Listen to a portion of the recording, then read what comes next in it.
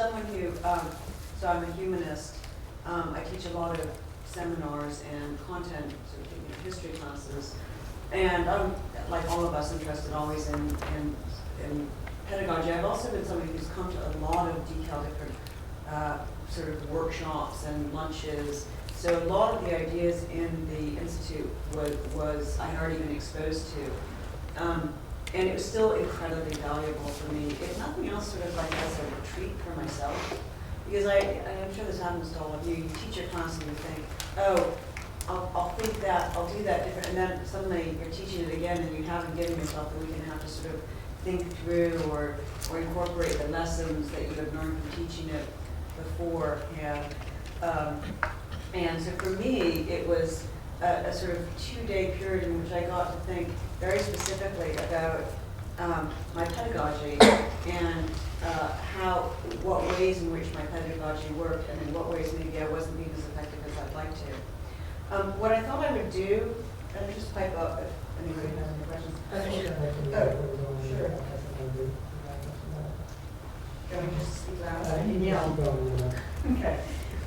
What I wanted to do is just show you the website, because one of the things that the ALI did was talk a lot about how you can use the web and technology as a mechanism for engaging students in the learning process. And they modeled that on us, so they created a website, which is here. And I don't know how to use a Mac, so I'm a PC person, so bear with me. And so this is the course website, and I was just going to take you through the 2 days and then give you, one of the nice things about this is that they had us write down. I feel like such a professional. Is that better? All right.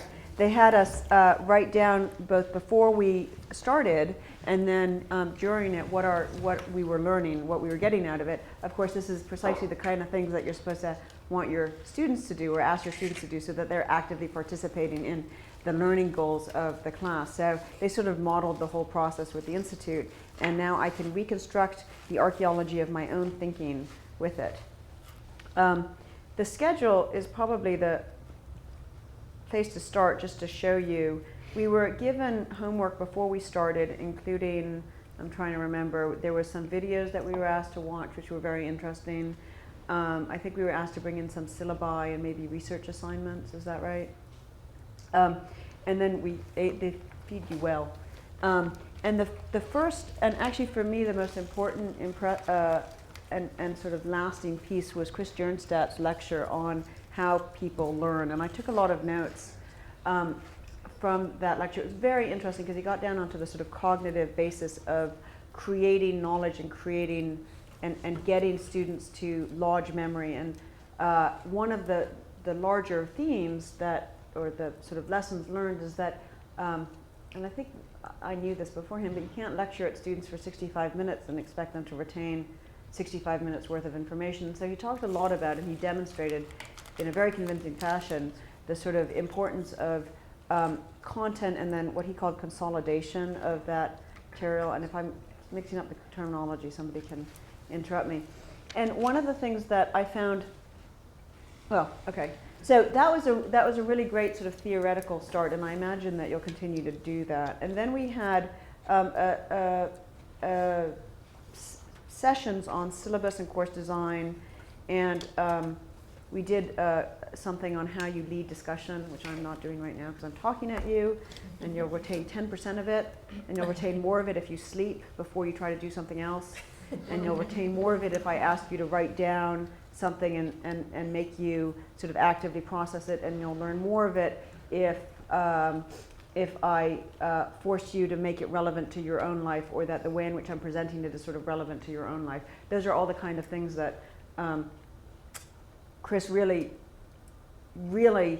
proved, as opposed to just telling me in a way that was really powerful.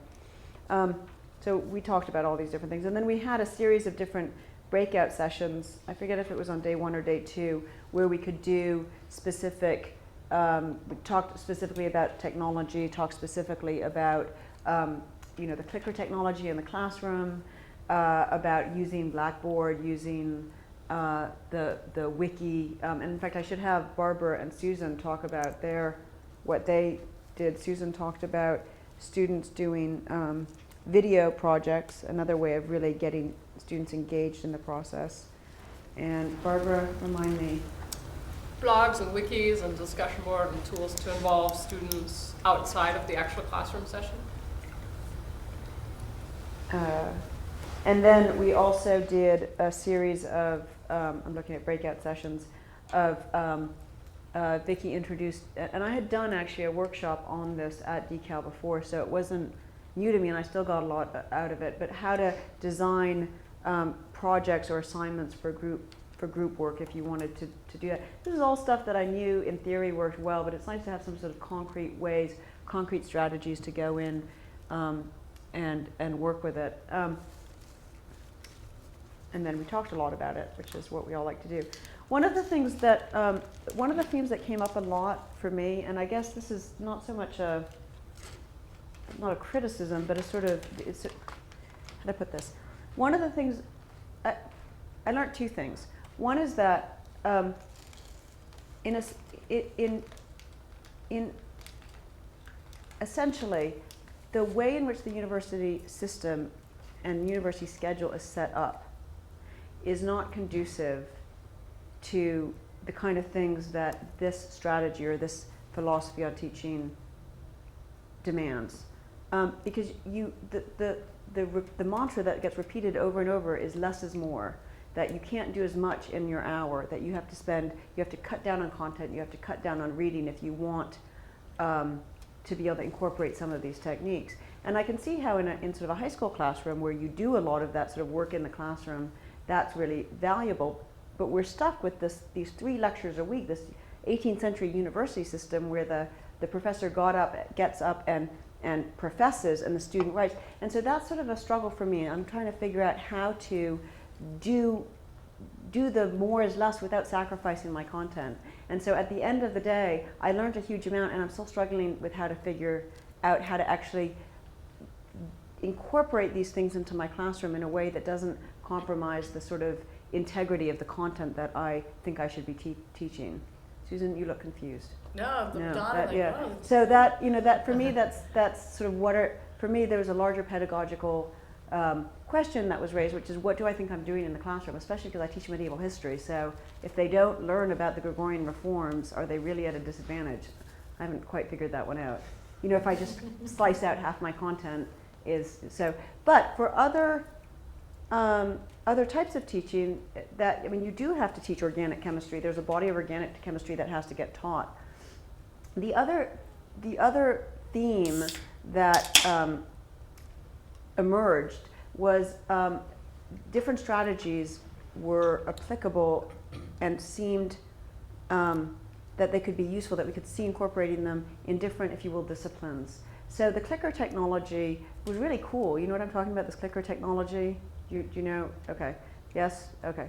But I couldn't even begin to see how I would incorporate it in a lecture on the Crusades.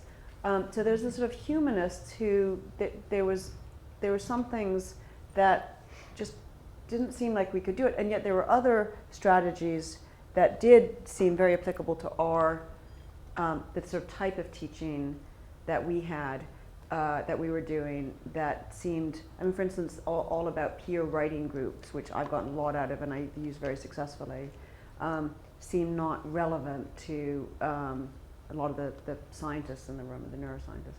So that was my experience. It was hugely productive for me, and I would do it again, except for they probably won't take me again. Having already done it once, as a way of sort of thinking about why I do what I do and just doing it intentionally, I guess would be the way to put it. So, Barbara, is that what you wanted me to do?